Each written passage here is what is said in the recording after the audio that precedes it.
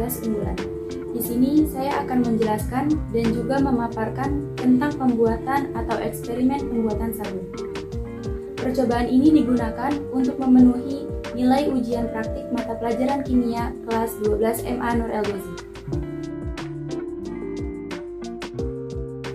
Teman-teman pasti sudah tidak asing lagi dengan benda ini. Ya, ini adalah sabun. Sabun adalah suatu bahan yang biasa dimanfaatkan atau digunakan untuk membersihkan entah itu perabotan atau apapun itu dari kotoran, yang terbuat dari bahan alkali dan juga campuran trigliserida dari lemak. Nah, sabun ini dibuat dengan cara atau reaksi saponifikasi atau yang biasa kita kenal dengan reaksi penyabunan. Nah, apa sih reaksi penyabunan itu?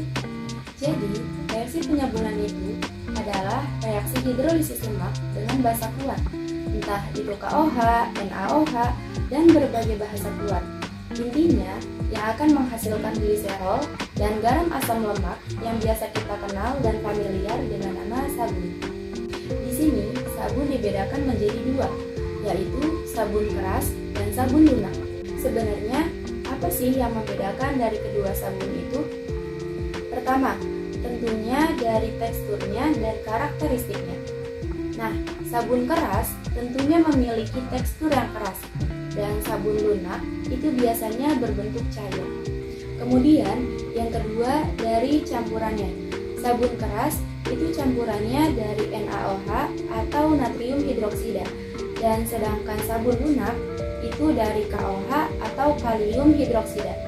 Kemudian yang terakhir adalah dilihat dari tingkat kelarutannya. Berada di dalam air, sabun keras itu tidak mudah larut atau lebih sukar larut dibandingkan sabun lunak. Kebetulan, percobaan yang kita lakukan kali ini adalah percobaan dengan membuat sabun keras, yaitu dengan menggunakan natrium hidroksida. Di sini, saya akan memperagakan bagaimana saya membuat sabun. Bahan-bahan yang digunakan pun cukup mudah dan mudah ditemui.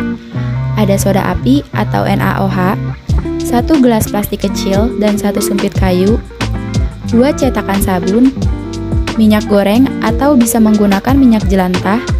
Yang terakhir adalah Aquades.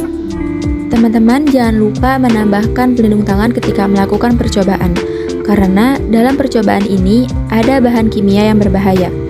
Yang pertama yang harus dilakukan adalah ukur minyak sampai 150 ml. Minyak ini bisa diganti dengan minyak jelantah, akan tetapi harus direndam dulu dengan arang selama 1 malam.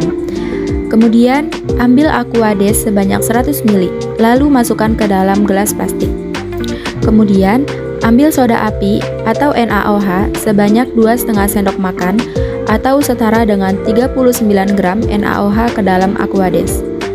Kita harus berhati-hati saat menuangkan NaOH, karena NaOH jika bereaksi dengan air akan menyebabkan panas, sehingga bisa melukai tangan.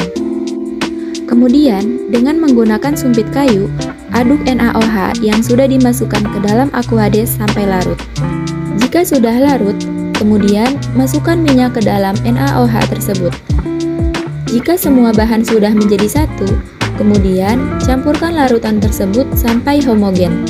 Tujuan menambahkan NaOH ini adalah untuk mempercepat terjadinya proses penyabunan, di mana NaOH merupakan basa yang dapat menghidrolisis lemak sehingga terbentuk gliserol dan sabun, di mana pada proses hidrolisis lemak akan terurai menjadi asam lemak dan gliserol. Jika larutan sudah homogen, langkah selanjutnya adalah memasukkan larutan ke dalam cetakan. Kemudian, diamkan sabun sampai 2 hari, tunggu mengeras. 2 hari kemudian, akhirnya saya melihat keadaan sabun yang sudah saya buat. Ternyata, sabun itu telah mengeras dan sudah bisa dikeluarkan dari tempatnya. Sabun ini sudah mengeras sejak 1 hari 1 malam. Kekerasan dari sabun dipengaruhi oleh soda api atau NaOH yang dipakai. Jika terlalu banyak, sabun akan menjadi keras, dalam arti berbahaya bagi kulit, karena bersifat terlalu basa atau alkali, sehingga kulit menjadi hitam. Bila soda api yang dipakai kurang, akan ada minyak yang tidak tersaponifikasi.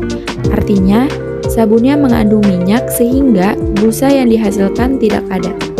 Sabun merupakan garam natrium yang berasal dari asam lemak tinggi, sehingga akan menimbulkan reaksi hidrolisis parsial ketika bertemu air.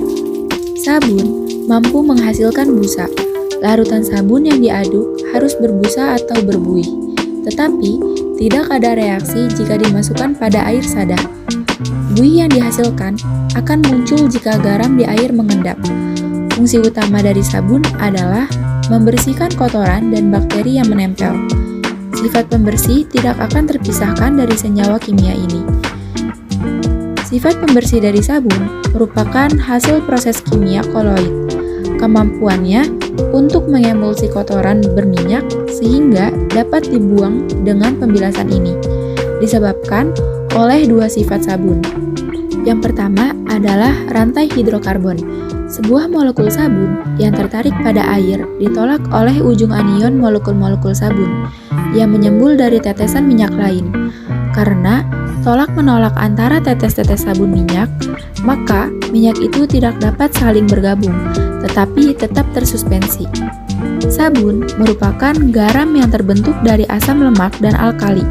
Sabun dengan berat molekul rendah akan lebih mudah larut dan memiliki struktur sabun yang lebih keras.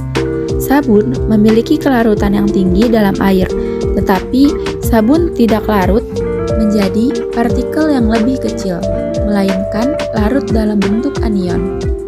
Saat ini, sabun sudah ada dalam berbagai jenis bentuk dan juga manfaat yang sangat baik untuk tubuh kita. Sekian pemaparan dari saya, kurang lebihnya mohon maaf. Semoga bermanfaat untuk kalian semua. Wassalamualaikum warahmatullahi wabarakatuh.